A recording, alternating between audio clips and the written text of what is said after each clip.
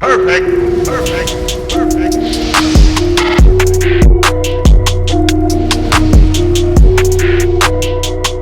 So we're not even going to waste any time getting into this one. Earlier, I did an NBA 2021 live stream. Shout out to everybody that came out and kicked it off with me for almost 2 hours. We had a lot of fun reacting to all of the different signings, and we're going to be covering the entire Sixers free agency all week here on the channel. So as always, be sure to like if you're enjoying the content, subscribe to the channel, and ring the bell and all that good stuff.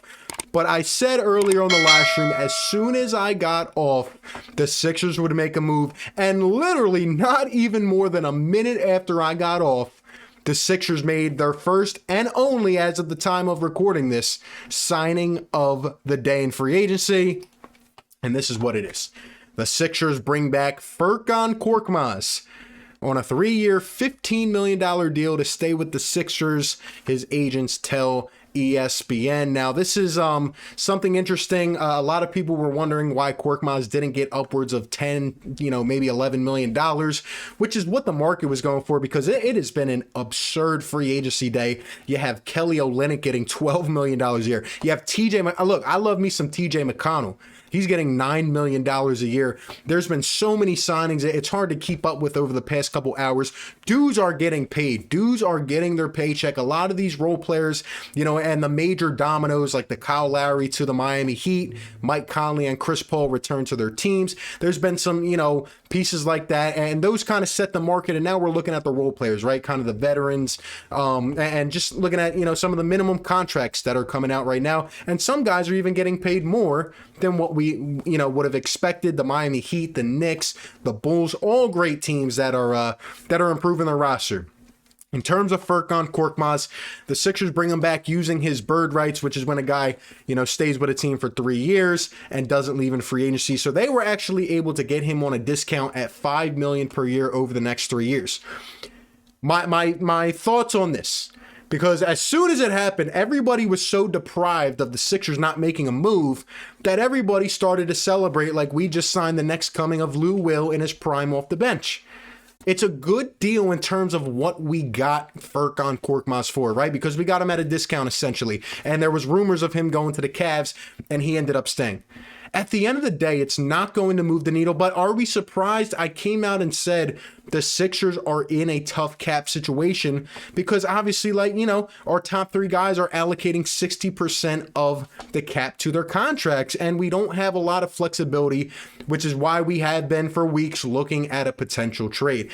I did, however, think the Sixers would go out and maybe sign a veteran to a minimum on the first day here using the non-taxpayer mid-level exception, which, by the way, by using the bird rights to sign Furkan Korkmaz, the Sixers did not have to dip into their mid-level exception, which is $9.5 million for this year, and they still have that to go out and use, and they're sitting approximately about $6 million under the luxury tax as of right now, which our owners will not cross into. So Furkan Korkmaz, he's a decent bench piece, but at the end of the day, I'm just going to keep it real for you guys.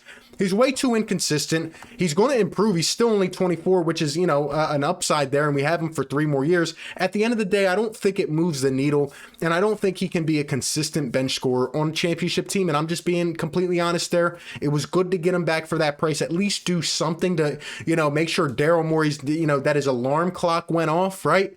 But at the end of the day, people are getting way too excited about it. Furkan Korkmaz, as you know, he's a decent shooter when he's hot, but when he's not, it gets really bad for certain stretches of games.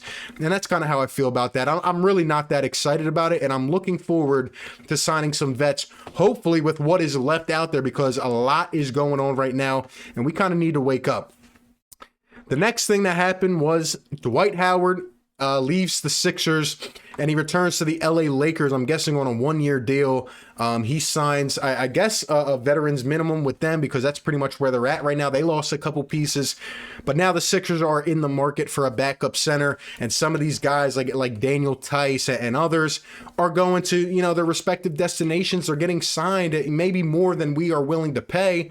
But now we might have to settle for a Dwayne Dedmon. We might have to settle for an Enes Kanter or a player like that. Or we might just rock with the young guys like Paul Reed or Charles Bassey, who we just drafted. But then again, we're thinking championship. We need a guy with experience, maybe a DeMarcus Cousins. And, you know, it sucks to see Dwight go. Even though he wasn't perfect, he did bring that level of energy and veteran experience, and he just knew how to win a championship. So losing him and his presence is going to be tough, but I'm sure we'll be able to find a guy maybe with some more shooting as well that can stretch the floor a little bit as a backup 5. Anyway, the Miami Heat, like I said, made a ton of signings. Maybe we find a way to bring Danny Green back now, especially they just signed PJ Tucker not too long ago. So maybe it's in track for the Sixers to try to bring Danny back. I thought maybe bringing Dwight back would be the more realistic scenario, but we will see what happens. We definitely have to get busy, and I mean, I would like to think Daryl Morey has something up his sleeves in terms of a trade, because if not, it almost seems like if we can't bank on Dame or Beal requesting out, we might realistically be running this thing back or settle for a terrible deal. The last thing that happened literally about 20 minutes ago was Ben Simmons. He put out this post on Instagram. I put it on my Twitter. And of course, he's flexing off his nice cars and everything in LA. He had to put the location, and look at the comment. Look at the caption. He puts an hourglass that's running out. This is what I've been saying, man. And this is what is pissing me off inside, because as a guy who backed Ben and supported him, he's acting like an 8-year-old, okay? Man up and just act like a grown man. Okay, I'm getting very tired of it. You know, Tobias Harris and Joel Embiid, who, by the way, Joel's on Twitter just having fun. He probably can't even believe what's going on right now. But at least those guys, after the season ended, put out a heartfelt message. We'll be back, Philly. You know, we're sorry. We tried to give it our all. Ben Simmons hasn't done that all off season. He put out that whole post on his birthday. Just a bunch of stuff. And really, he's going to put an hourglass. He continually has trolled us this entire season. You know, I mean, he puts out those pictures of him shooting and videos and captions like, oh, keep that same energy and all this stuff, man. Get in the gym, bro. And speaking of getting in the gym, the next thing, on the next picture, this is what he puts. Now, ideally, I would like to think he's pulling up for a mid-range J there, maybe right behind the free throw line. But it's like, really? You didn't put a video this time, but it's like, come on, Ben. And you want to put an hourglass. Like, okay, hopefully that means your time is up and you and your agent have had talks. And hopefully that means Daryl Morey and you are on track, like Woj reported a couple days ago, that we're going to get you out of here. And I'm hoping it's for a top star. You know, there's rumors coming out literally minutes ago saying that Damian Lillard could potentially be available now. Who knows? But we're banking on a lot right now, and it sucks.